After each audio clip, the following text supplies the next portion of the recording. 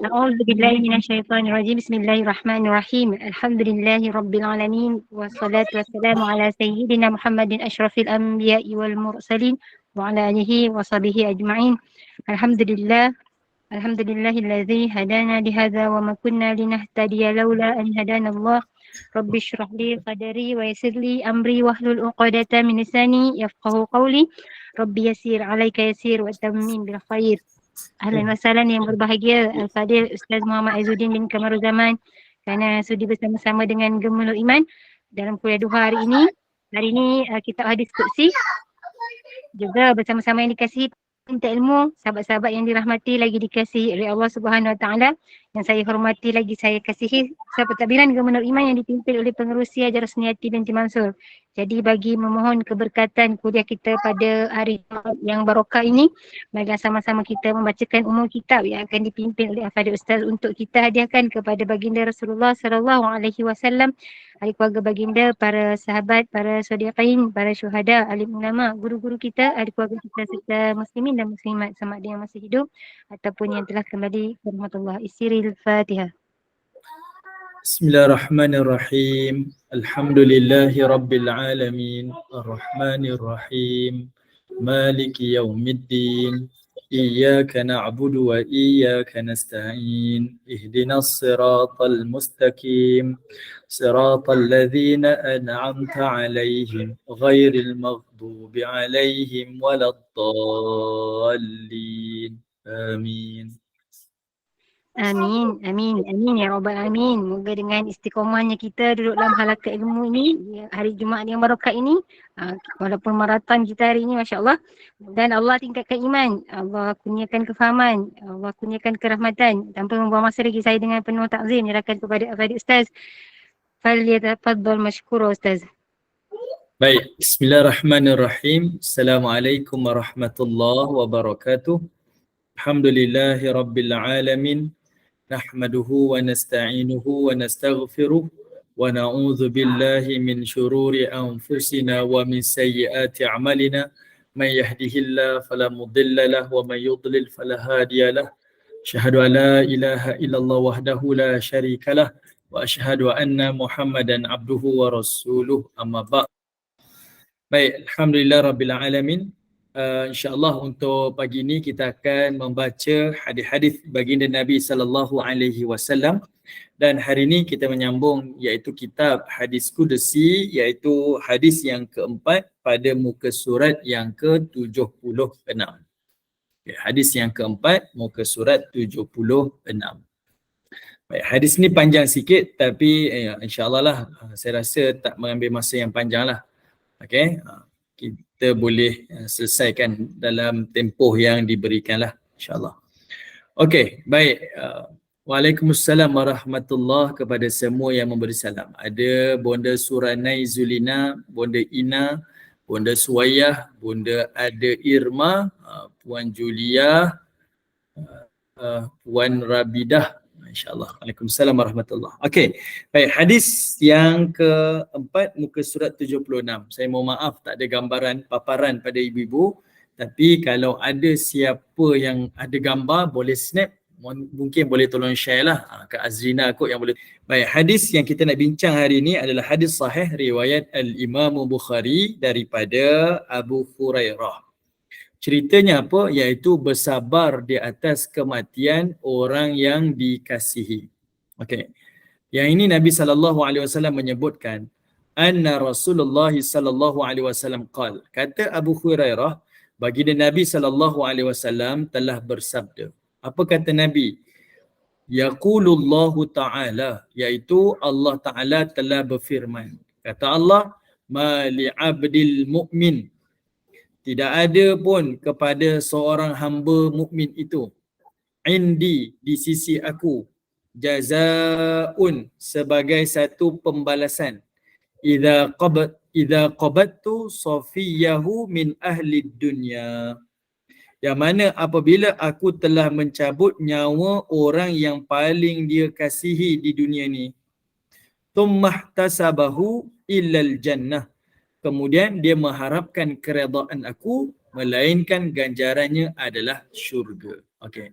Hadis ni, okey, hadis sebelum ni, ingat tak? Hadis sebelum ni kita bincang berkaitan tentang orang yang mati kan. Orang yang mati di dunia dahulu dia kena buat baik dengan kejiranan dia. Dia akan jadi saksi kepada kejiranan dia 4 orang. Kalau jiran-jiran dia kata, kamu ni baik, si mati ni memang baik, maka kata Allah Ta'ala, aku menerima penyaksian manusia. Sebab Allah Ta'ala berfirman, manusia di dunia ni adalah saksi Allah Ta'ala di dunia. Maksudnya kalau manusia kata si mati tu baik, di sisi Allah baiklah dia. Kalau di dunia manusia kata si mati jahat, jahatlah dia di sisi Allah Ta'ala. Okey, itu perbincangan dulu tentang si mati. Hadis ni pula bincang tentang si mati yang meninggalkan waris-waris dia. Sekarang kita bincang tentang waris. Waris dia kata Allah Ta'ala melalui lidah Nabi SAW, iaitu Allah kata apa? Seorang hamba-Ku yang mukmin, yang beriman dengan Allah Ta'ala ni, kalaulah diambil nyawa orang yang paling dia kasihi, yang paling dia sayangi, siapa sahajalah, kita kehilangan ibu bapa kita ke, kita kehilangan datuk nenek kita ke, kita kehilangan ahli keluarga kita ke, ataupun kenalan dan sahabat kita yang paling kita kasih, Allah ambil. Lalu kita yang masih hidup ni redha, kata Allah, summah tasabahu, dia redha dengan ketetapan Allah Ta'ala. Dia redha. Redha ni tak semestinya tak boleh menangis. Menangis ni dibenarkan. Sebab ada juga kefahaman kita dulu, kalau orang menangis, kalau orang meninggal, jangan nangis. Jangan air mata tu jatuh pada si mati, nanti terseksa si mati. Oh tak tuan-tuan, tak. Menangis tu adalah fitrah. Menangis tu adalah fitrah, tak menjadi kesalahan. Baginda Nabi SAW pun, waktu kewafatan putera dan puteri baginda Nabi SAW pun, Nabi pun telah menitiskan air matanya. Itu adalah fitrah kita. Bahkan dengan melepaskan perasaan itu, menjadikan hati kita lapang dan kita redha. Yang tak dibenarkan adalah kita meratap, buat-buat menangis, buat-buat merintih, itu tak dibenarkan. Ini ada pada ajaran agama yang lain kan. Diupah pula untuk orang menangis di atas pemergian kepada si mati. Itu agama lain, tak dibenarkan. Agama kita tak ada masalah. Agama ni mengajar pada kita, siapa yang kematian orang yang disayangi, lalu dia redha, dia pasrah dengan kematian tersebut, maka kata Allah Ta'ala, tidak ada ganjaran melainkan adalah syurga. Okay, melainkan adalah syurga. Benda ni dari satu sudut kita maklum, inilah ajaran agama kita. Tetapi dari sudut di sebaliknya, sebenarnya nak bercerita kepada kita adalah berkaitan tentang ujian dan musibah di dalam kehidupan. Okay, tentang ujian dan musibah di dalam kehidupan. Seandainya kita ditimpa satu ujian ataupun ditimpa musibah, redhalah dengan ketetapan-ketetapan daripada Allah. Kerana dengan redha pada ketetapan Allah itu menjadikan ia mendapat ganjaran syurga di hari akhirat. Dalam hidup ni sebenarnya Nabi nak bagi tahu, dalam hidup ni ujian tu bersilih ganti. Sebab ujian itu adalah kembar kepada kehidupan. Ujian ni adalah kembar kepada kehidupan. Selagi mana kita hidup, selagi itulah diuji. Selagi mana kita hidup, selagi itulah diuji. Dan orang mukmin diajar, setiap ujian yang menimpa kepadanya, setiap kali itulah ada peluang dan potensi kepadanya meraih syurga Allah. Okey, itu hadis yang disebutkan dalam kitab ni. Kita tengok dalam hadis yang lain. Dalam hadis yang lain, ibu-ibu yang dirahmati oleh Allah, hadis riwayat daripada Al-Imam Bukhari, hadis kursi juga. Ini ibu-ibu boleh buat nota.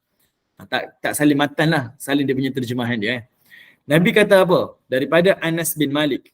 Kata Nabi SAW, Allah berfirman, Allah menyebutkan, idza btalaitu abdi, apabila aku menguji hamba-Ku, bihabibatai, iaitu dengan aku menguji hamba-Ku dengan dua perkara yang paling dia cintai. Allah uji manusia tu dengan dua perkara yang paling dia cintai. Apa yang paling dia cintai? Dalam hadis ni kata apa? Iaitu Allah mengambil mata dia. Kan dua mata kita ni, dua biji mata kita ni benda yang paling kita sayangi lah. Sebab itu adalah kenikmatan. Kalau Allah ambil mata kita ni, waliyahzubillah lah. Kita tak nampak apa-apa pun. Tak nampak dunia ni. Okay? Kita akan rasa nikmat mata ni apabila hilang mata tu. Betul kan? Jadi Nabi kata apa? kalaulah Allah Ta'ala ni nak uji hamba dia dengan mengambil dua mata dia, benda yang paling dia sayangi. Kata Nabi, fasabar, sabarlah. Nabi kata sabarlah. Kenapa? Awattuhu minhumal jannah. Sebab Allah menjanjikan dia ambil dua mata itu, maka digantikan oleh Allah Ta'ala dengan ganjaran syurga. Okay? Allah Ta'ala akan gantikan nikmat itu dengan nikmat syurga. Ini menunjukkan kepada kita, agama ni mengajar supaya kita sentiasa sabar, redha dan pasrah dengan ujian-ujian kehidupan. Datang ujian dalam kehidupan, agama mengajar, betulkan mindset. Lihatlah ujian-ujian dalam kehidupan itu adalah sebagai pahala, sebagai pengampunan dan sebagai ganjaran syurga daripada Allah Ta'ala. Betul? Okey. Kita ambillah masa, take time lah sepanjang mana yang kita nak. Adakah itu tak redha? Tak semestinya. Itu redha sebenarnya. Cuma kita sedang memujuk-mujuk hati kita. Okay? Kita sedang belajar memujuk diri kita. Yang kita tak redha tu kita salahkan takdir. Kenapa ambil anak saya contohlah? Kenapa butakan saya? Kenapa tak butakan si fulan? Kenapa tak matikan keluarga si fulan? Kenapa saya? Itu salah. Tetapi kalau kita nak cuba menerima, sabar dengan mengambil masa, adakah itu tak redha? Tak. Itu adalah redha. Cuma ruang orang lain tak sama. Ini berlaku pada Nabi. Nabi SAW, dia memiliki seorang pakcik yang paling dia cintai. Siapa? Iaitu Hamzah bin Abdul Muttalib. Hamzah ni bapa saudara Nabi yang dibunuh oleh Wahsy. Kita pernah kuliah sirah dulu kan? Dibunuh oleh Wahsy. Adakah Nabi SAW tak redha dengan kematian syahidnya Hamzah? Nabi redha. Tapi dari sudut sifat manusiawi dia itu, dia tak boleh tengok muka Wahsy teringat kepada Hamzah. Tengok Wahsy teringat kepada Hamzah. Sehingga Nabi pesan pada Wahsy, kalau kamu sayangi aku, cintai aku, tolonglah jangan tunjukkan wajahmu kepada aku. Sebab apa? Sebab kalau terlihat Wahsy, Nabi akan terlihat kepada Hamzah bin Abdul Muttalib, pakcik dia sendiri. Okey. Itu berlaku pada Nabi SAW. Adakah Nabi tak redha? Nabi redha. Tapi ada sifat manusiawi. Sebab perhubungan kita, emosi kita, maka benda itulah. Cuma agama mengajar kita ni kontrol perasaan kita dan sentiasa perbaiki dan berfikiran positif. Be positif lah. Dia ajar untuk kita be positif. Datang musibah, datang ujian, itu peluang pahala. Itu ada ganjaran yang lebih besar. Dan itu adalah ganjaran syurga daripada Allah dan juga pengampunan daripada Allah. Sebab itu, kita kena lihat, musibah itu kadang-kala adalah anugerah. Dan kekurangan itu juga kadang-kala adalah kelebihan. Syaratnya mesti diikat kekurangan dengan kesabaran. Musibah dengan kesabaran. Barulah dia berganti menjadi pahala. Sebab ada orang, dia ada mata. Dia boleh melihat. Takdir Allah Ta'ala, dia buta. Kan? Allah ambil mata dia. Ada orang, dia dengar. Tapi satu masa, Allah pekakkan dia. Ini berlaku pada mak saudara saya sendiri. Mak saya, dia cikgu sekolah, guru besar sekolah. Tapi bila dia dah pencen, lama-lama pekak telinga dia. Sebab dia teringat masa dia muda dulu pernah buah kelapa tu terjatuh atas kepala dia. Dia teringat masa kecil-kecil dia pernah jatuh. Dan dia punya, mungkin saraf dia lah kot, dia telinga tu hilang perlahan-lahan. Sikit-sikit, akhirnya terus tak dengar apa-apa. Dia tak dengar langsung. Kita cakap lah apa dia tak dengar. Dan dia kalau dia bercakap pun dia tak dengar apa ucapan dia. Itu benda yang berlaku pada dia lah. Dan ujian pada dia. Benda tu, kita akan rasa satu kehilangan. Sampai disebut pada saya tu, dia terlalu sunyi dalam kehidupan dia. Tapi dia kata, Mak Ngah redha lah, dia kata. Mak Ngah redha lah. Dan saya sebut lah, insyaAllah lah Mak Ngah. Itu adalah sebahagian daripada syurga Allah. Tapi kita tak boleh cakap. Kita boleh type message je. Hari-hari dia tengok handphone je. Anak-anak dia berbual dalam rumah, pakai telefon je. Kesian. Kita boleh bayangkan lah. Ada orang diuji macam tu. Tapi ingat, dengan sabar, pasrah, akan dapat ganjaran syurga Allah. Ada juga orang yang dulu ada kaki, tapi kerana diabetes, kencing manis, Allah Ta'ala takdirkan terpaksa dibuang kakinya. Sebab dia sabar, akan menjadi pahala kepada mereka. Dan inilah seronoknya jadi orang Muslim. Inilah seronoknya jadi orang Muslim. Kerana apa? Sebab apa-apa yang menimpa kita, musibah ke, kesulitan ke, kekurangan ke, Allah menjanjikan adanya pembalasan di hari akhirat. Okey. Allah menjanjikan adanya pembalasan di hari akhirat. Ini specialnya orang mukmin. Okey. Satu, di dunia dia membantu mindset kita supaya sentiasa be positif. Lihat musibah, ada pengampunan. Lihat musibah, ada pahala. Lihat musibah, adanya ganjaran syurga. Sebab itu orang mukmin dia diajar untuk beriman pada hari kiamat. Okey, kita tengok ada satu ucapan Nabi, tapi ucapan ni dhaif, lemah. Nabi SAW sebut, kata Nabi SAW, okey, sebelum tu, boleh ke left group WhatsApp sebab nak jaga hati kita, tapi orang ingat kita putuskan hubungan persahabatan pula. Baik, penting untuk kita jaga perasaan kita dan hati kita kan. Istilah moden hari ni, kita ada circle kita. Kalau kita rasa circle ni ada toxic, kita keluar lah. Tapi macam mana kita nak keluar? Seperti mana kita bersosial dengan nyata, macam itulah kita bersosial dengan maya. Kan hari ni orang beranggapan left group masa tak terputus persahabatan. Apa salahnya kalau kita berbahasa kan? Sebelum tinggalkan left group tu cakaplah, saya nak undur diri dulu.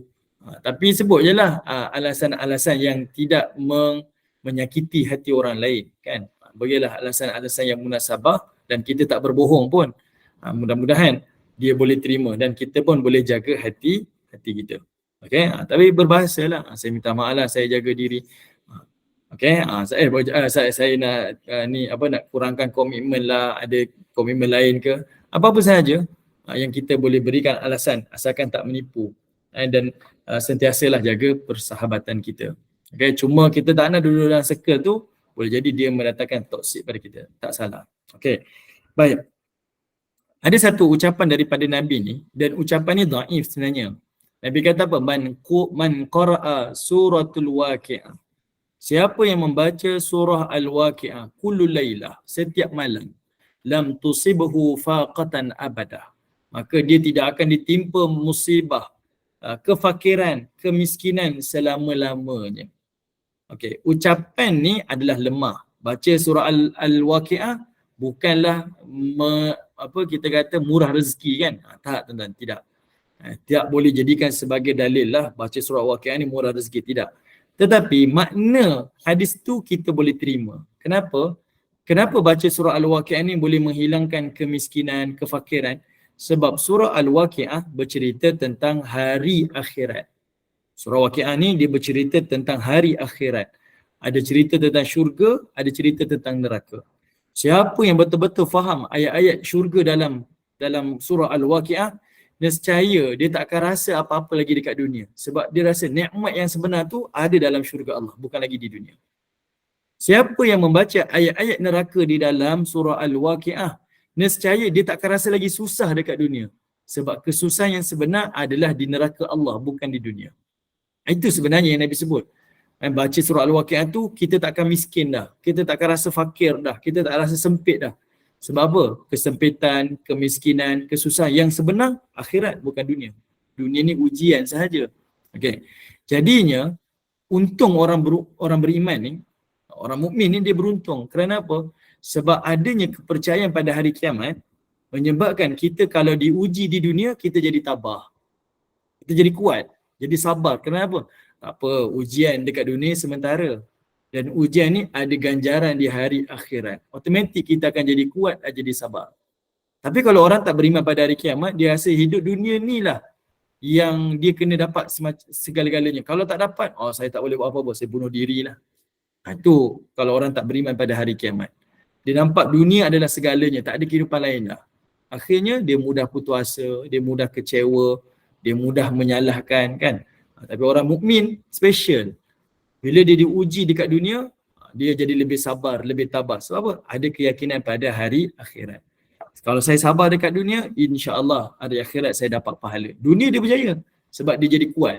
Dia jadi lebih sabar, dia jadi lebih tabah. Ini beruntungnya orang mukmin. Okey, ini beruntungnya orang mukmin. Bonda Rafi'ah, selalunya ustaz yang potong kaki cepat meninggal. Saya tak pastilah. Tak berani jawab, bukan bidang saya lah. Tak berani nak jawab. Okey. Baik. Ibu-ibu yang dirahmati oleh Allah Subhanahu wa taala. Ini nak tunjukkan kepada kita hadis tadi tu berbincang berkaitan tentang orang yang meninggal. Jadi waris-waris ni sabarlah dengan kehilangan orang yang kita sayangi. Dengan kesabaran itu Allah menjanjikan syurga kepada orang-orang yang masih lagi hidup itu sekiranya disabar dengan kehilangan. Hadis yang kedua yang saya sebutkan tadi itu, Allah Ta'ala menyebutkan kalau Allah memuji hamba-Nya dengan mengambil dua benda yang paling dia cintai, iaitu dua nikmat mata dia, dibutakan takdirnya, dia sabar dengan ujian tu, Allah ganjarkan dua mata itu dengan syurga Allah Subhanahu Wa Ta'ala. Sebab itu ada satu kita kata apa? Ada satu ucapan yang disebutkan. Dia kata apa? Iaitu daripada riwayat Al-Imam Baihaqi. Dia kata apa? Manusia yang berada di hari akhirat nanti. Manusia yang berada di hari akhirat nanti.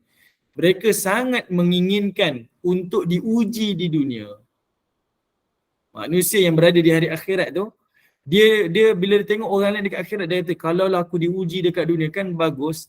Dia kata, aku nak sangat diuji di dunia. Kerana apa? Sebab dia nampak hasil daripada kesabaran diuji di dunia tu menjadi nikmat di hari akhirat. Tapi ni cerita akhirat lah. Dia dah berada di akhirat dah. Dah duduk di akhirat. Dia tengok, kalaulah aku tahu macam ni balasan sabar, aku naklah dekat dunia dulu diuji. Aku naklah di dunia itu ditimpa musibah, ditimpa kesulitan. Kenapa? Sebab dia tahu semuanya itu kalau disabar akan menjadi ganjaran di hari akhirat.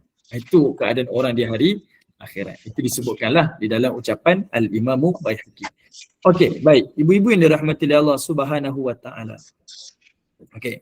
Kita dah bincang dah berkaitan tentang orang yang sabar akan dibalas dengan ganjaran-ganjaran daripada Allah Subhanahu Wa Ta'ala. Okey, Puan Jalilah nak ni ke? Nak tanya soalan ke? Puan Jalilah Hasan, ke tertekan kot? Okey, tak apa. Okey, ada satu lagi hadis. Kita nak nampakkan besar sebenarnya ganjaran sabar ni. Okey, sebelum kita masuk hadis tu, saya nak bawa satu kepada ibu-ibu. Ada satu ucapan. Ada satu kisah yang berlaku pada waktu silam. Kisah ni saya pernah cerita mungkinlah pada ibu-ibu kot. Kisah dia, ada satu keluarga ni duduk di satu kampung. Yang mana kampung tu dia ada 3 harta. Semua rumah ada 3 harta. Dia ada ayam, dia ada kambing, dia ada kambing, dia ada anjing. Kambing ke ataupun keldai, saya lupalah. Ayam, keldai dengan anjing. Pernah dengar tak cerita tu? Saya pernah sebut tak? Okey, belum lagi kot Okey. Belum lagi? Ustaz. Okey, baik. Satu kampung ni harta dia sama je. Anjing, ayam dengan keldai. Okey. Kenapa disebut sebagai harta? Sebab anjing tu kita kirakan sebagai dia punya alam kelak dia lah. Banyak ayam kat rumah dia, banyaklah alam kelak dia, macam aset dia lah kan. Satu boleh jadi makanan dia. Ayam ni boleh jadi alam kelak ni, kalau kita hari ni telefon lah. Boleh kejutkan kita macam tu lah. Kedua ada anjing. Anjing ni pengawal. Dan keldai ni adalah pengangkutan dia. Banyak keldai, banyaklah transport dia. Contohlah macam tu. Semua rumah ni sama je. Satu hari datanglah ada satu perompak ni, ramailah perompak ni merompak satu rumah ni. Dia ambil ayam-ayam dekat rumah ni, semuanya dirompak. Semuanya. Takdirnya dirompak. Lalu hari keesokannya si anak ni mengadu pada ayah. Dia kata, ayah, ayam-ayam kita semuanya tak ada dah. Ayam-ayam kita semuanya tak ada. Minta maaf, bukan dirompak. Rumahnya itu ayam-ayamnya mati. Satu malam tu ayamnya semua mati. Dia kata, ayah, ayam kita semuanya mati. Ayah dia kata apa? La baks. Dia kata, tak apa. InsyaAllah khair. InsyaAllah lah semua ni baik je. Punyalah sangka baik dengan Allah Ta'ala. Dapat musibah, dia sangka baik. Dia kata, tak apa. InsyaAllah baik, tak ada apa-apalah. Okeylah, anak-anak dia pun okeylah, ayam mati. Malam esoknya pula, dia bangkit pagi esok, tengok-tengok, yang mati pula adalah keldai-keldai dia. Tadi ayam mati, sekarang keldai mati. Dia ngadu pada ayah dia, anak ni ngadu pada ayah. Semalam ayam kita mati, hari ni keldai kita pula mati. Ayah dia kata, la baks, tak apa, insya-Allah khair, insya-Allah baik belakalah ni, tak apa. Kalau kita lah ditimpa musibah macam ni, Kenapa aku je dah semalam ni habis, hari ni pula bateri habis, minyak lah tak ada, duit lah, apa benda masalah ni? Oh, bertimpa-timpa. Itu kita rasakan tuan-tuan. Tapi si ayah ni bila diuji dengan musibah tu, dia kata tak apa. InsyaAllah khair. InsyaAllah apa yang Allah tetapkan semua baiklah. Sebab Allah itu disebut sebagai Al-Quddus ataupun As-Subuh. Tuhan yang maha suci daripada kesilapan dan kekurangan. Apa yang Allah takdirkan, orang Melayu kata apa? Ada hikmah. Itu daripada sifat Allah As-Subuh Al-Quddus. Allah yang maha suci. Maksudnya apa yang Allah buat, apa yang Allah tetapkan, semua baik belaka. Takkan ada kelemahan. Sebab dia maha mengetahui. Okay. Lalu hari ketiga pula, seluruh anjing-anjingnya pula mati. Seluruh anjingnya mati. Ayam dah mati, keldai dah mati, anjing pula mati. Anak tu bagi tahu pada ayah dia. Tapi anak tak semangat dah. Dia tahu ayah dia okey je.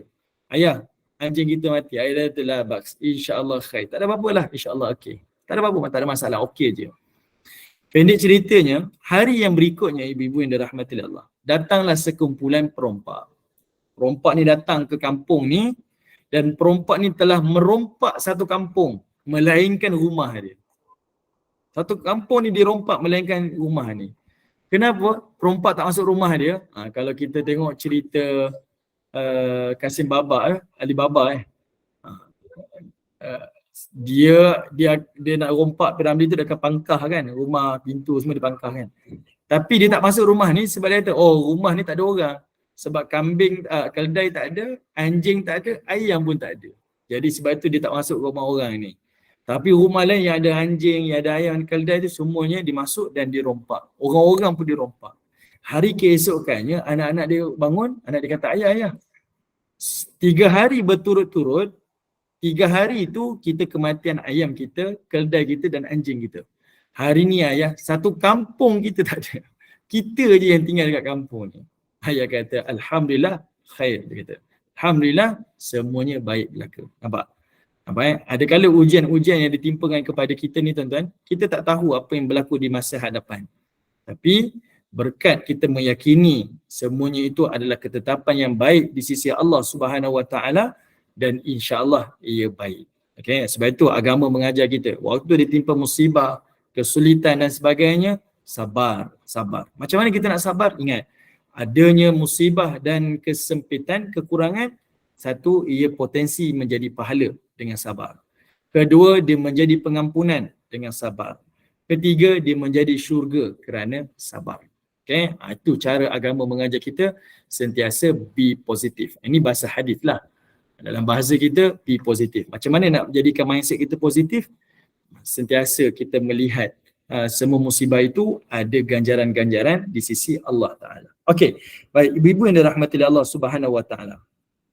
Kita baca lagi satu hadis daripada Nabi. Hadis ni bukan daripada kitab ni, tapi hadis yang lain. Hadis daripada hadis daripada Al-Imam Hakim. Okay, dan juga Al-Imam Baihaqi di dalam kitab Syu'bal Iman. Dia cerita apa? Hadis daripada Abu Hurairah, Nabi menyebutkan. Nabi kata apa? Kata Nabi SAW, Allah telah berfirman. Allah kata, kalau aku menimpakan musibah kepada seorang mukmin. Okey, tengok kenapa orang mukmin kalau dia tambah iman dia lagi diuji. Allah Taala sebut dalam surah Al-Ankabut, awal pada surah Al-Ankabut. Jangan menyangka orang yang beriman tu tak diuji. Lagi beriman lagi diuji. Lagi kita beriman nak beragama lagi kita disulitkan. Kita kena ingat, melalui ujian itulah sebagai bukti keimanan. Sebab kita hanya sebut saya beriman ni di lidah je, di hati je kan, saya beriman insya-Allah, saya sabar. Tapi apa bukti dia? Bila datang ujian, waktu itulah sebagai bukti kita benar-benar beriman atau tidak. Sebab itu kita kalau fikirkan, lagi saya nak beriman, lagi banyak saya diuji. Lagi banyak saya nak beramal, lagi banyak saya diuji.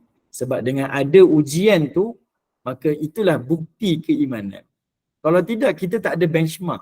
Apa penentu kita? Apa penanda aras yang kita ni beriman? Tak ada. Tapi adanya ujian tu menjadikan penyebab, menjadikan bukti, oh saya tengah bersabar, saya tengah beriman kepada Allah. Okay? Jadi Allah kata apa? Kata Allah Ta'ala, idza batalaitu 'abdil mu'min. Apabila aku menimpakan ujian kepada seorang mukmin, menimpakan musibah, falam yashkini, maka hambaku itu dia tidak mengeluh. Hadis-hadis yang kita bincang tadi itu sama je. Ganjaran-ganjaran orang yang sabar atas musibah. Beza hadis ni, Nabi menyebut daripada firman Allah, Allah bagi special, iaitu falam yashkini. Hamba ni bila diuji, dia tak mengeluh. Hamba ni kalau diuji, dia tak mengeluh. Ini benda penting. Sebab ada orang dia sabar, tapi keluh tu ada juga. Saya pun macam itu juga. Kadang-kadang kita mengeluh kan, diuji. Orang yang sabar ni, Allah Ta'ala beri ganjaran kepada orang yang ditimpa musibah, tapi tak mengeluh. Okey, kenapa tengok Ibrahim Al-Arabi, Ibrahim Al-Harbi, ni anak murid kepada Imam Ahmad, di ulama di kota Baghdad. Okey, kota Baghdad dulu adalah kota ilmu. Okey.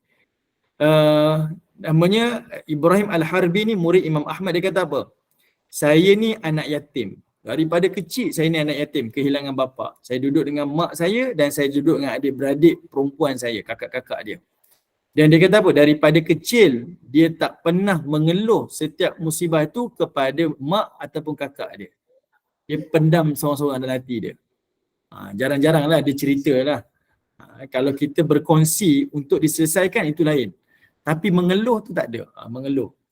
Sebab apa? Dia kata apa? Bagi seorang lelaki yang sejati, dia akan menanggung setiap masalah itu bersendirian dengan niat tanpa menyusahkan orang lain. Sebab ada orang, dia tahu orang tu tak boleh selesaikan masalah dia.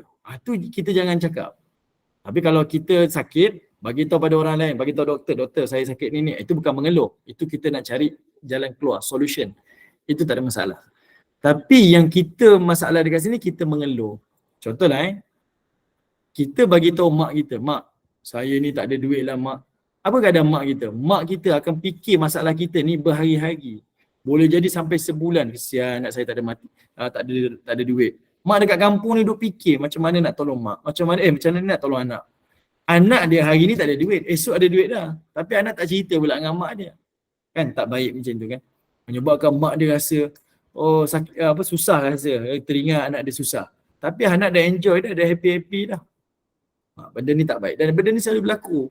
Anak-anak kita sekolah menengah, duduk asrama, kan? Kita lah bayangkan. Dan kita pasal-pasal anak-anak kita ni.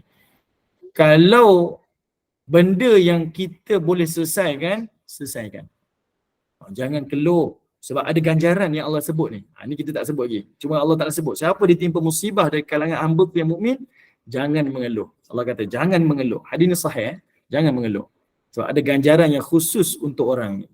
Kita sebagai orang mukmin ni, dia ni adalah orang yang kuat mental dia. Kuat rohani dia, kebergantungan pada Allah tu kuat dan kuat mental dia. Orang mukmin ni dia tak manja. Selalu dapat nikmat, sekali Allah tarik nikmat, keluh dia. Kan? Allah tarik nikmat sikit, sakit gigi sikit, keluh, mengeluh banyak. Orang mukmin ni dia tak manja. Dia sentiasa kuat dan kebergantungan kepada Allah tu kuat. Okay, sebab itu Ibrahim Al-Harbi ni disebut, saya ni tak pernah keluh. Dan Nabi SAW, antara hikmah kenapa Allah wafatkan ayah dan ibu Nabi dan datuk Nabi waktu Nabi kecil ni, Nabi ni dididik oleh Allah Ta'ala, kalau ditimpa musibah, Nabi ni kebergantungan pada Allah lebih kuat. Sebab sifat manusia kan, kalau dia masa kecil, apa-apa berlaku, jatuh je, mak. Jatuh sikit, mak. Kan? Nak makan, mak. Manusia ni sifat macam tu. Tapi bila dia kematian ayah dan kematian ibu, Nabi SAW masa kecil ni, bila apa-apa berlaku pada Nabi, Allah. Benda tu dididik kepada baginda Nabi SAW. Okay. Jadi kita lebih kuat, lebih sabar, lebih tabah. Hadis-hadis sebelum ni bincang tentang sabar dan tabah. Hadis ni ajar jangan keluh. Jangan keluh. Sebab dalam hadis ni kata apa? Falam yashkini ila uwadihi atlaqtuhu min asari. Iaitu dia jangan mengeluh kepada orang yang menzarahinya. Kan biasa bila kita tiba sakit, datang orang ziarah kita, kita kata saya ni tak tahan lah, sakit lah, dia keluh. Ada orang, dia boleh dengar. Dia suka lah mula-mula. Tapi kalau selalu sangat dikeluh, orang tak suka. Okay? Orang tak suka. Jadi sebab itu, kita kena ingat. Nikmat yang kesulitan dan musibah yang kita ditimpakan kepada kita, jangan kita mengeluh. Okey. Baik. Kita kena didik pada diri kita, saya sendirilah. Iaitu kalau kita dapat nikmat ni pada kita dan keluarga kita. Kalau kita dapat nikmat, kita share lah, kita share. Tapi kalau kita susah, kita simpan sendiri. Sebab ulama-ulama dahulu sangat kuat mental dan rohani dia. Datang musibah, datang kesulitan, tak mengeluh. Kita sampai sangka dia ni okey je lah. Macam tak ada masalah. Sebenarnya dia ada masalah, tapi dia tak bercerita. Kerana kebergantungan pada Allah Ta'ala. Ini bukan soal, depress lah macam tu, saya simpan, stress saya. Tak, dia bukan macam tu. Okay? Bukan macam tu. Dia melepaskan perasaan dia tu, tetapi kepada Allah Subhanahu Wa Ta'ala. Sebab apa? Sebab apa kita tak boleh mengeluh, ibu-ibu? Saya bayangkan macam ni. Kita dapat nikmat ataupun kita dapat mudarat itu, ia datang daripada siapa? Dia datang daripada Allah kan? Kita dapat nikmat ataupun musibah itu, dia datang daripada Allah. Kalau kita keluh pada benda tu, maksudnya kita mengeluh kepada ketetapan Allah Ta'ala. Kita mengeluh pada ketetapan Tuhan tu. Tuhan dah tetap macam kita keluh. Sebab itu, jangan melihat pada apa yang diberikan kepada kita. Sama ada kita suka ataupun kita tak suka. Tapi melihatlah siapa yang memberikannya. Iaitu Allah Ta'ala. Dapat nikmat, kembali pada dia. Dapat musibah, kembali pun kepada dia. Okey. Baik. Ada satu lagi kisah. Berlaku kepada seorang ulama tabi'in. Namanya Ahnaf ibnu Qais. Ahnaf ibnu Qais. Ya, ni kalau ibu-ibu ada anak laki ke cucu laki ni, sedapnya nama Ahnaf. Dia daripada perkataan Hanif, Ahnaf nama dia, Ahnaf. Ahnaf ibnu Qais ni dia kata apa? Ni ulama tabi'in lah. Dia ni adalah anak murid kepada Umar Khattab. Dia kata apa? Ada seorang anak saudara dia datang pada dia mengeluh. Apa dia keluh? Iaitu dia sakit gigi. Ada orang ni datang kepada Ahnaf ni, ulama tabi'in, dia kata saya sakit gigi lah. Ahnaf ni dengar tapi dia buat tak dengar je, buat tak tahu je. Kemudian orang tu datang lagi, dia cakap, pakcik saya sakit gigi lah pakcik. Ahnaf diam je. Kemudian dia cakap lagi, pakcik saya sakit gigi lah. Berkali-kali dia cakap, pakcik saya sakit gigi lah. Lalu Ahnaf pandang dia, Ahnaf kata apa? Awak ni baru sakit gigi sehari tau. Itu pun awak dah keluh-keluh, dah bising-bising lah. Sebelum ni dapat nikmat macam-macam tak cakap apa-apa pun. Macam kita kan ibu-ibu. Bila kita dapat nikmat ni, jarang kita cerita dalam Facebook kita. Tapi satu ditimpa musibah, habis share dekat Facebook. Hari ni saya sakit gigi. Sebelum ni gigi elok tak cakap pula. Contoh pula. Kita ada berbatang-batang gigi elok, yang itu tak rasa nikmat, tak rasa syukur pula. Satu gigi sakit, yang itu yang dicanang. Saya ni sakit gigi lah. Tapi banyak lagi nikmat yang lain tak disebut-sebut. Jadi kata Ahnaf ni, awak ni baru sakit gigi satu hari tau. Saya ni dah tak nampak, satu mata saya ni dah tak nampak dah 30 tahun. Saya tak keluh pun. Tengok, orang dahulu melihat kepada musibah. Okay? Kuatnya mental mereka dan kuatnya rohani mereka untuk menerima ketetapan-ketetapan daripada Allah Ta'ala. Okey, apa ganjarannya? Yang ni kita nak bincang. Nabi sebut dalam hadis ni, iaitu siapa yang sabar dan dia tak berkeluh dengan ujian-ujian kehidupan dia, thumma abdaltuhu lahman khairan min lahmi. Kata Allah Ta'ala, aku akan gantikan daging pada tubuhnya itu dengan daging yang baru. Wadaman khairan min damih. Dan aku gantikan darah yang lebih baik daripada darah yang dulu. Thumma yasta'niful amal. Dan juga Allah Ta'ala akan memberikan kepadanya amalan-amalan yang baru. Maksudnya apa tuan-tuan? Iaitu dalaman dia digantikan dengan baru. Dia ampunkan dosa-dosanya dan diberikan kekuatan untuk dia beramal saleh. Ganjaran khusus kepada orang yang tak mengeluh. Okay? Atau musibah-musibah. Ada yang jenis semua nak cerita, betul. Ada orang jenis suka cerita kan. Masalah dengan kawan, masalah dengan tu. Kita rasa apa? Kita rasa menyampah, betul tak? Jujurlah. Sejujurnya kan. Kita rasa menyampah. Mula-mula kita rasa simpati, tapi dalam banyaknya kita rasa menyampah. Kita tak suka. Dan sebab itu orang mukmin dia tak boleh bersifat seperti sifat begitu. Okay? Melainkan kita berkongsi kepada pasangan kita dan dia boleh berikan cadangan, itu tak jadi masalah. Okay? Dan ini berlaku pada Nabi ketika mana Nabi bercerita kepada Ummus Salamah, iaitu isteri baginda Nabi SAW. Nabi cerita, sahabat-sahabat saya tak nak dengar lah cakap saya. Ini kisah waktu dalam perjanjian Hudaibiyah. Allah Ta'ala perintah supaya Nabi pulang. Tak payah buat umrah tahun tu, kita akan buat umrah qada tahun hadapan. Patah balik ke kota Mekah, ke kota Madinah. Sahabat-sahabat Nabi tak nak. Umar Khattab lantang, melawan. Dia kata kita di pihak yang benar. Kenapa nak tunduk pada pihak yang batil? Nabi ni masuk dalam kemah cakap dengan Ummu Salamah. Dia kata sahabat-sahabat tak nak dengar pandangan dia. Lalu kata Ummu Salamah, tak apalah. Nampak? Nabi berkongsi dan bercerita pada isteri dia. Adakah Nabi berkeluh? Tak. Dia bercerita itu adalah untuk mendapatkan solution. Pandangan yang membantu dia menyelesaikan masalah. Kita sakit, adakah saya tak payah pergi klinik lah, saya tahan seorang-seorang? Tak, bukan. Pergilah klinik, cakap dengan doktor, sebab doktor tu boleh menyelesaikan. Kita ada masalah dengan pasangan kita, pergilah mahkamah syariah, jumpa kaunselor. Jangan simpannya, tak apalah saya tahan, dipukul pun saya tahan, diseksa pun saya tahan. Itu tak, itu kita redha dizalimi, tak boleh. Kita cerita pada orang yang amanah dan orang yang boleh menyelesaikan masalah. Itu dibenarkan, bukan berkeluh. Okey? Yang berkeluh ni dia merungut je. Merungut napalah. Yang itu tak dibenarkan. Sebab orang mukmin ni orang yang ada kekuatan mental dan orang yang ada kekuatan rohani dia. Okey? Itu satu sudutlah yang kita boleh faham. Okey, baik. Hadis daripada Abu Sinan, Isa bin Sinan, beliau berkata, ini hadis daripada riwayat Al-Imam Tirmizi. Ibu-ibu boleh tengok dalam kitab Hadis Kursi. Siapa yang ada kitab tu boleh tengok hadis yang kedua tu. Okey, kata Isa bin Sinan atau dikenali sebagai Abu Sinan, dia berkata apa?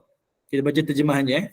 Saya telah menguburkan anak saya, iaitu Sinan. Nama dia Sinan, sebab itu dipanggil Abu Sinan. Anak dia meninggal waktu kecil, namanya Sinan. Sedangkan Abu Talha Al-Qawlani duduk di tebing kubur. Ada seorang ni, kawan dia ni duduk kat tebing kubur. Ketika saya hendak keluar daripada kubur, Abu Talha tu memegang tangan saya dan dia berkata, "Mahukah saya beritahu kepada kamu satu kabar gembira, wahai Abu Sinan?" Dia kata, "Nak tak aku sampaikan pada kamu berita gembira, wahai Abu Sinan?" Kata Abu Sinan, "Ya, ceritakanlah." Lalu beliau berkata, kata Abu Talha tu dia kata apa? Ad-Dhahhak bin Abdul Rahman bin Arzaq telah memberitahu daripada Abu Musa Asy'ari bahawa Nabi SAW telah bersabda. Dia nakal daripada ucapan Nabi. Dia kata apa? Nabi SAW telah bersabda, apabila anak kepada seorang hamba itu meninggal dunia, maka Allah akan berfirman kepada para malaikat. Allah kata apa? Kalian telah mencabut nyawa anak hamba-Ku. Maka mereka berkata, malaikat kata, ya, kami mencabut nyawanya. Lalu Allah berfirman, kalian telah mencabut nyawa buah hatinya. Maksud anaknya tu kekasih lah, anak kesayangan kepada hamba-hamba dia ni. Lalu kata para malaikat, ya, kami mencabut nyawanya. Lalu Allah Ta'ala berfirman, apa yang dikatakan oleh hamba-Ku? Maksudnya, si bapa yang kematian anak tu, bapa tu kata apa? Waktu kematian anak dia. Kata para malaikat, hamba itu telah memuji kamu. Hamba itu telah memuji kamu dengan ucapan istirja. Inna lillah wa inna ilaihi raji'un. Sebab itu kalau kita meninggal ataupun ditimpa musibah, sebutlah inna lillahi wa inna ilaihi raji'un. Sabar, sabar. Lalu Allah Ta'ala akan berfirman, iaitu binakanlah bagi hamba-Ku itu rumah di dalam syurga dan namakanlah rumah itu sebagai Baitul Hamdi. Namakan rumah itu sebagai rumah pujian. Siapa yang bersabar di atas musibah kehilangan anak, lalu dia redha dengan ketetapan daripada Allah Ta'ala, Allah Ta'ala akan bina baginya satu mahligai di dalam syurga Allah Subhanahu Wa Ta'ala. Bayangkan, kalau Allah dah bina satu rumah untuk kita dalam syurga, itu bererti kita insya-Allah lah masuk ke dalam syurga Allah Subhanahu Wa Ta'ala. Okay, nampak tak? Ni berkat sabar, tabah dengan ujian-ujian di dalam kehidupan. Dalam konteks bahasa kita, ini adalah cara Allah Ta'ala membentuk mindset orang mukmin. Sentiasa melihat kekurangan sebagai kelebihan. Musibah itu adalah sebagai anugerah daripada Allah Ta'ala. Kata kunci dekat situ adalah sabar. Redha dengan ketetapan-ketetapan daripada Allah Subhanahu Wa Ta'ala. Okey, baik ibu-ibu yang dirahmati Allah. Kita tengok pada pengajaran dia. Okey, kita tengok pada pengajaran. Pertama disebutkan oleh penulis, menggembirakan waris si mati dengan ucapan dan perkataan yang baik berupa ganjaran di sebalik musibah. Kalau kita datangi kepada rumah-rumah si mati ni ataupun rumah-rumah orang yang sakit ni, sebutlah perkataan-perkataan yang baik. Ibu-ibu ingat tak? Kita pernah baca satu hadis daripada Nabi. Waktu kita berziarah kepada rumah orang hidup ataupun rumah orang yang mati, Nabi ajar pada kita sebut perkataan yang khair, kata Nabi. Tolonglah ucap ucapan yang baik. Kenapa? Sebab Nabi kata ucapan yang keluar daripada mulut orang yang datang berziarah itu akan diaminkan oleh para malaikat. Amin kat situ maksudnya doanya mustajab. Itu dalam bahasa hadis. Okey? Kita tak nafikanlah. Bila kita datang berziarah tu, kawan tu kata benda baik, malaikat aminkan. Makbulkanlah. Kalau kita datang tu dengan ucapan-ucapan yang tak baik pun malaikat akan aminkan. Tapi dari sudut psikologi kita sebenarnya, ucapan-ucapan kita waktu berziarah itu sangat memberi kesan kepada jiwa orang yang dalam keadaan duka cita kan. Kawan tu tengah sakit ataupun kawan tu ditimpa musibah, kematian. Kita datang memberikan khabar-khabar gembira, ucapan-ucapan yang baik, menenangkan hati kepada orang yang ditimpa musibah. Hati kita jadi lapang lagi. Hati kita jadi tenteram. Betul. Tapi kalau kita datang membawa ucapan-ucapan yang tak baik, menjadikan lebih sesak dada orang yang ditimpa musibah tu. Dia akan rasa lagi tak tenteram, hatinya lagi sakit.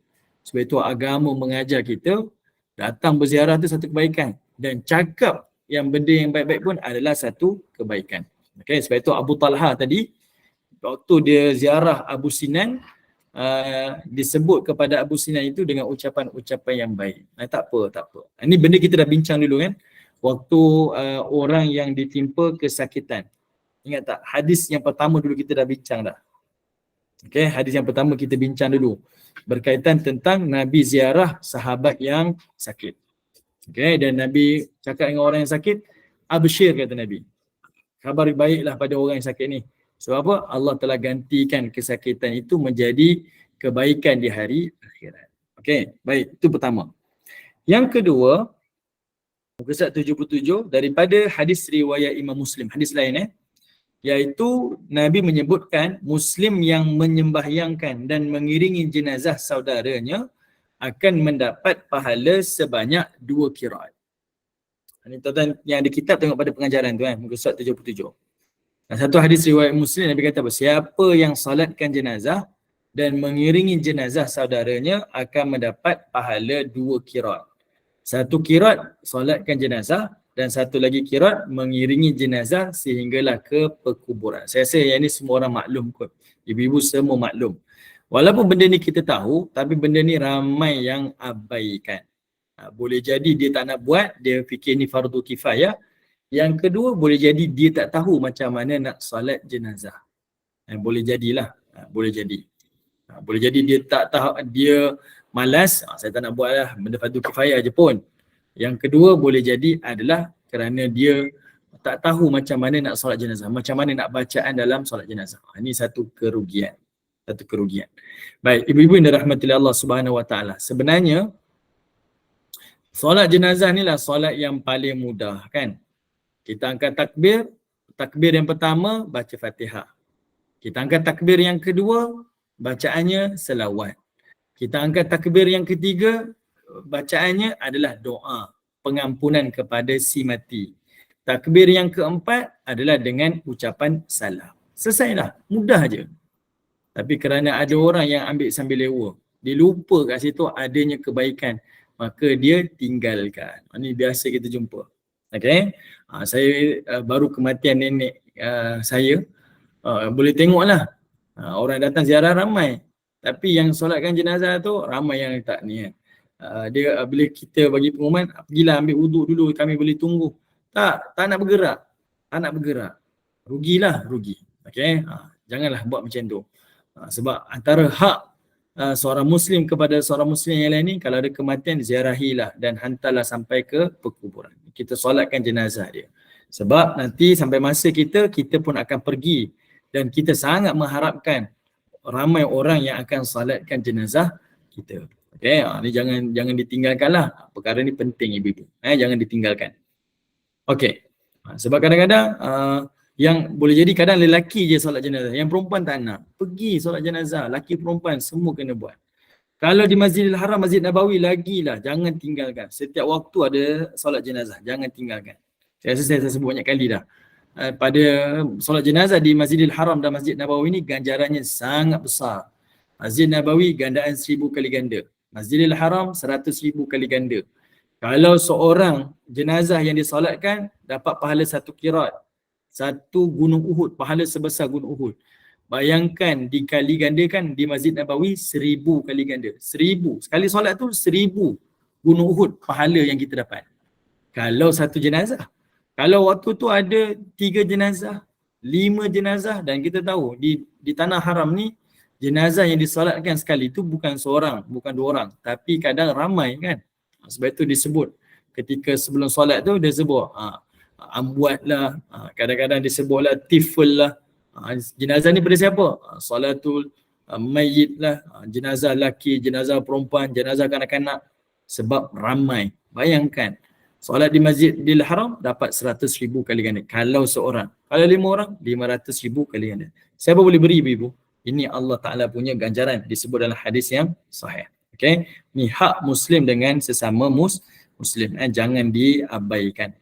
Sebab itu ibu-ibu yang dirahmati Allah, ada satu hadis Nabi sebut. Nabi kata apa dalam riwayat Al-Imam Muslim? Nabi kata apa? Lah tahkiranna binal ma'ruf, kata Nabi. Janganlah kamu meremehkan satu perbuatan yang baik. Jangan remehkan kebaikan itu. Walau antalqa akhaka biwajhi talqin. Kata Nabi SAW. Walau hanya bermanis muka di hadapan saudara kamu. Nampak tak? Nabi ajar pada kita, jangan remehkan kebaikan walau hanya jumpa saudara kita, buat muka baik, muka manis. Sekadar tu saja, jangan remehkan, Nabi kata. Sebab di situ adanya pahala. Bayangkan, kalau bermanis muka pun adalah ibadah, perkara makruf, perkara pahala.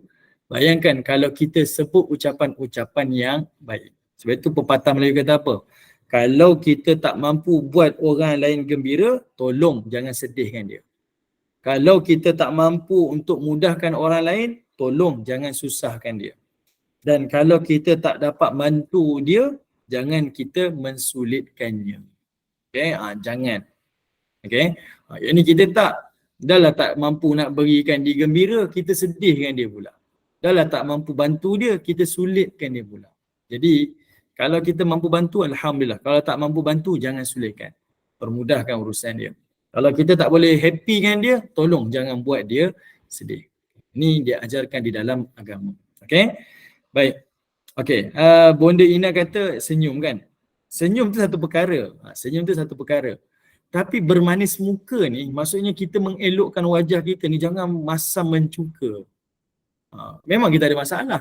Kita ni masam mencuka, jangan. Tenang je, happy je. Buat biasa je. Bila orang tengok kita tu, orang rasa tenang. Sebab itu senyuman ni ataupun bermanis muka ni adalah sebahagian daripada sedekah. Kerana apa? Sebab senyuman ni ada 2 jenis. Satu senyuman yang baik, senyuman yang biasa. Yang kedua senyuman yang luar biasa, senyuman yang lebih baik. Senyuman yang baik ni kita happy, kita senyum. Orang lain tengok kita, dia pun happy. Itu senyuman yang biasa lah. Senyuman yang baik. Kita happy, kita senyum lah. Tapi senyuman yang luar biasa, yang lebih baik, walaupun kita duka cita, kita tetap ukirkan senyuman. Dan orang lain tengok, orang lain tersenyum dengan kita. Walaupun kita ada musibah, kita ada kesulitan, tapi kita senyum, orang lain tengok kita, dia pun tersenyum. Yang itu yang dikatakan sedekah. Nampak kan? Kan sedekah ni kita kena ada harta, kita beri pada orang lain. Senyuman macam tu juga. Kita tak ada harta tapi kita senyum, dipanggil sedekah. Sebab apa?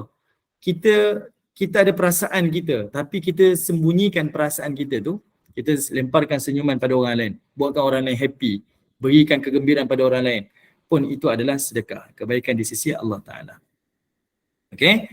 Baik, kemudian yang ketiga, betul Bonda Rafi'ah. Bonda Wan Aisyah, janganlah senyuman menggoda, itu tak boleh lah, itu okay, jangan menggoda pula. Okay? Okay, yang ketiga, menghadapi musibah dengan sabar dan redha, di samping mengucapkan perkataan yang baik serta menjauhi ratapan dan ucapan yang buruk. Ini kita bincang tadi itulah. Okay, Kalau bermanis muka pun adalah ibadah, apatah lagi perkataan-perkataan yang keluar daripada mulut kita. Ucapan-ucapan yang menyenangkan orang lain juga ia adalah ibadah. Okay? Ia adalah ibadah. Perkara ni jangan dilalaikanlah, jangan dipinggirkan. Sebab Nabi SAW, salah satu daripada cara Nabi ni dia pandai menggembirakan orang lain melalui pergaulan. Ni kita bincang dulu kan, kuliah Maulidur Rasul hari tu. Nabi SAW, satu akhlak Nabi yang kita kena tiru, iaitu Nabi ni bila dia jumpa seseorang, orang lain akan rasa happy. Dia rasa dia dihargai. Dan dia rasa selesa bergaul dengan Nabi SAW. Sebab apa? Cara Nabi tu sangat senang hati. Senang Nabi berikan perhatian, berikan tumpuan kepada seseorang. Benda ni mahal sebenarnya. Tak semua orang boleh lakukan. Tapi Nabi ajarkan kepada kita sebagai umatnya. InsyaAllah. Baik, saya berhenti dekat sini ibu-ibu. Mohon maaf Kak Mira, tak dapat nak buka soalan. Minta maaf. Okay, insyaAllah kita akan jumpa lagi pada kesempatan yang akan datang. Wallahu ta'ala a'lam. InsyaAllah. Aku nak tanya nak buka soalan ke tak. Okey, baik Aisyah. Masya-Allah, jazakumullah khairan jazak. Ustaz hari ni ada 2 hadis ya Ustaz hari ni. Ya, 2 hadis. Yang selalu tentang bersabar, masya-Allah. Sabar ni memang berat sebenarnya, berat ya Allah.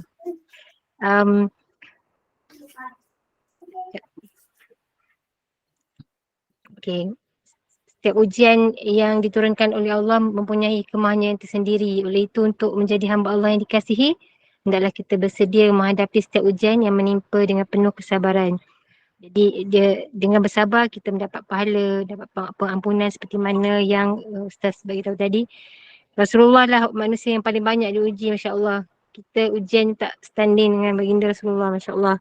Mudah-mudahan bertambah kefahaman kita, bertambah